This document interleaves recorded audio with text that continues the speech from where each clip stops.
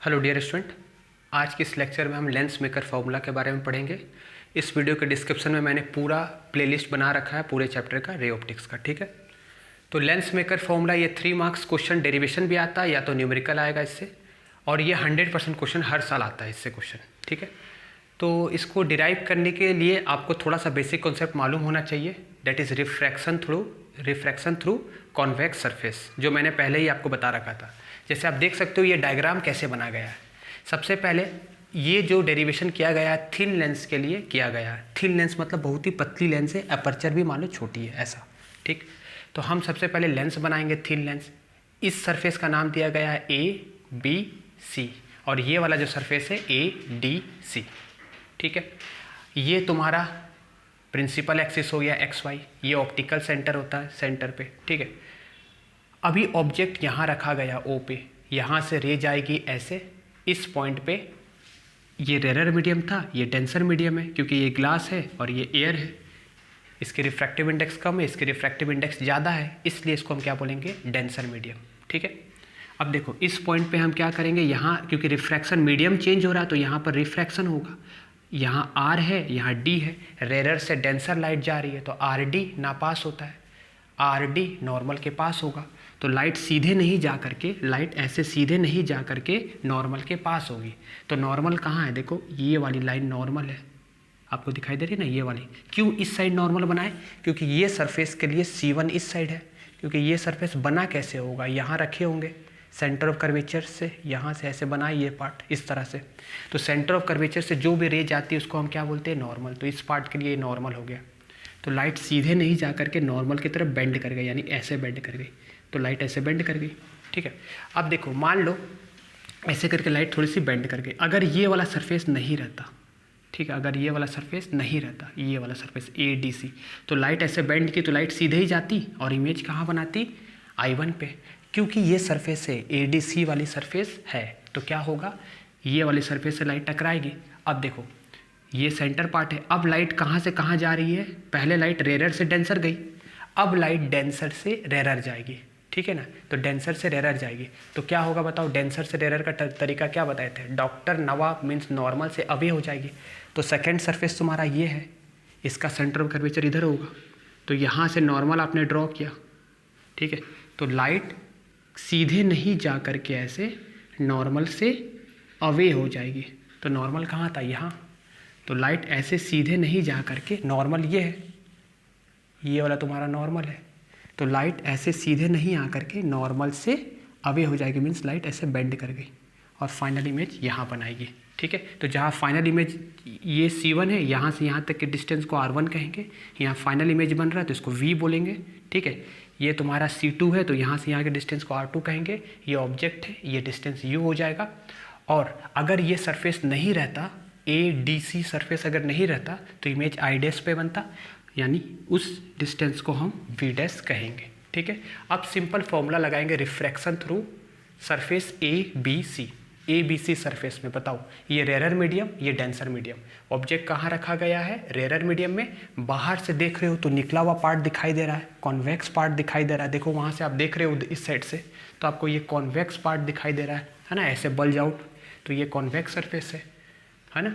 और ऑब्जेक्ट कहाँ रखा गया है, रेयर में। तो आपने रिफ्रैक्शन थ्रू सरफेस पढ़ा था कॉन्वेक्स सरफेस के लिए, जब ऑब्जेक्ट को रेयर मीडियम में रखते हैं तो μ2/V1 क्यों लिखे हैं, क्योंकि ये सेकेंड मीडियम है, इसकी रिफ्रैक्टिव इंडेक्स μ2 है, μ2/V होता था, μ2/इमेज होता था।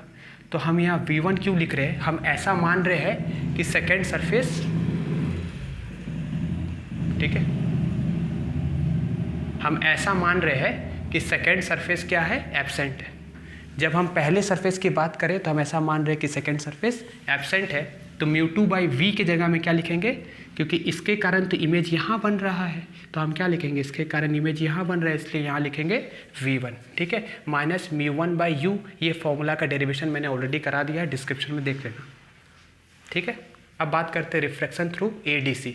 सेकेंड सरफेस अगर प्रेजेंट रहता, ठीक है, तो आप देखो लाइट पहले रेयर से डेंसर आई, अब डेंसर से रेयर जा रही है, तो जब मीडियम चेंज होने से फॉर्मूला में क्या चेंज आता है, कुछ नहीं चेंज आएगा, बस μ2 की जगह में μ1 लिख देना और μ1 की जगह में μ2। बाकी यहाँ पर V लिखने का कारण क्या है, क्यों यहाँ वी लिखे, क्योंकि यहाँ पर तो इमेज होता है और फाइनल इमेज तो यहाँ बन रहा है। पहले वाले सरफेस के कारण इमेज यहाँ बन रहा था, अब इसके कारण आ गया ये, तो इमेज यहाँ बन रहा है, इसलिए यहाँ से यहाँ तक के डिस्टेंस को वी माना गया है, इसलिए यहाँ पर वी लिखे।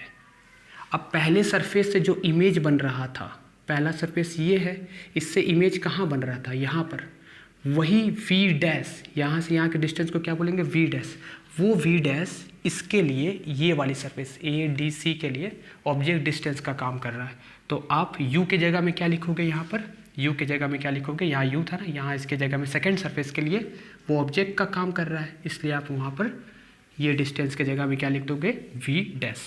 अब दोनों को ऐड कर दो, तो देखो यहाँ प्लस है, यहाँ माइनस है, दोनों चीज़ सेम है, ये भी सेम है, तो ये दोनों कैंसिल हो जाएगा। तो यहाँ पर क्या आएगा, देखो μ1/v, ठीक है ना, अपने को ऐड करना है, तो अपने को फॉर्मूला क्या आया, ठीक है, μ1 ऐड करना है, तो ये वाला टर्म कैंसिल हो गया, ठीक है, तो μ1/v, ठीक है, फिर ऐड करना था प्लस माइनस माइनस ही होगा, इसलिए अपन यहाँ क्या लिखेंगे, अगर प्लस करते, लेकिन ये तो माइनस है, तो प्लस माइनस क्या होता है, माइनस, इसलिए डायरेक्ट यहाँ लिख दे रहा हूँ माइनस। अब दोनों को ऐड करना है, तो यहाँ मैंने μ2 माइनस μ1 को कॉमन ले लिया, तो क्या बचेगा, 1/r1 लिख दिए। अब यहाँ पर μ1 माइनस μ2 है, मीन्स यहाँ μ2 माइनस μ1 कॉमन लिया है, इसलिए यहाँ माइनस साइन देना पड़ेगा और यहाँ r2 करना पड़ेगा, ठीक है, ऐसा किया हमने। अब यहाँ पर μ1 को कॉमन ले लेंगे, μ1 को कॉमन ले लेंगे तो क्या आ जाएगा, 1/v माइनस 1/u, ठीक है, और μ2 माइनस μ1 यहाँ था 1/r1 माइनस 1/r2। अगर ये पहला मीडियम एयर है, अगर पहला मीडियम एयर है तो इसकी रिफ्रैक्टिव इंडेक्स 1 होती है, तो इसके जगह आप 1 लिख सकते हो। और आप जानते हो 1/v माइनस 1/u क्या होता है, लेंस फॉर्मूला से 1/f, तो आप इसके जगह में क्या लिख सकते हो, इसके जगह में 1/f लिख सकते हो यहाँ पर। तो ये फॉर्मूला हमारा आ गया। r1 r2 क्या है, रेडियस ऑफ कर्वेचर, f है फोकल लेंथ, ठीक है, focal length of the lens, ठीक है।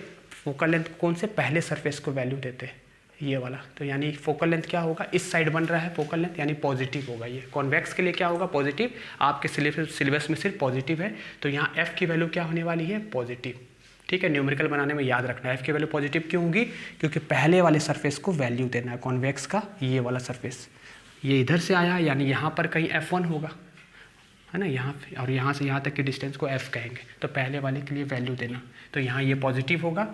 अब μ1 की जगह में आप 1 पुट कर सकते हो, क्योंकि रिफ्रैक्टिव इंडेक्स 1 का कितना होता है, एयर का कितना होता है, 1 होता है, तो यहाँ 1 पुट कर देंगे। बाकी ये refractive index of second medium, first medium, r2 radius of curvature.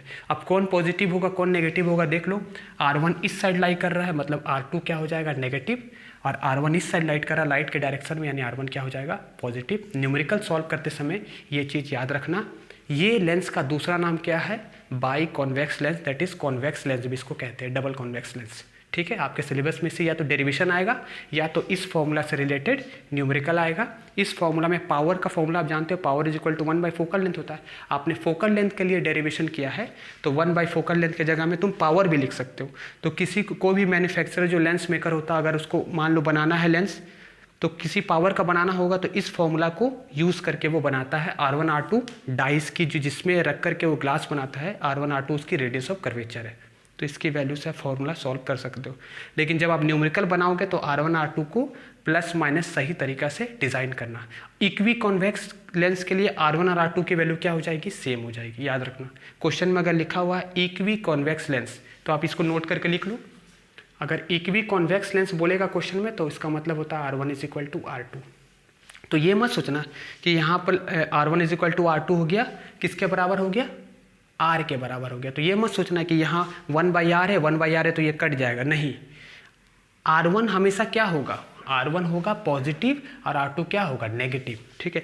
तो r1 क्या लिखना, पॉजिटिव, और यहाँ क्या लिखोगे इसके जगह में नेगेटिव। तो नेगेटिव नेगेटिव क्या हो जाएगा, plus, means 1/r plus 1/r हो जाएगा, मीन्स 2/r हो जाएगा, ठीक है। एक न्यूमेरिकल इससे हम करा देंगे आपको, ठीक है, नोट कर सकते हो।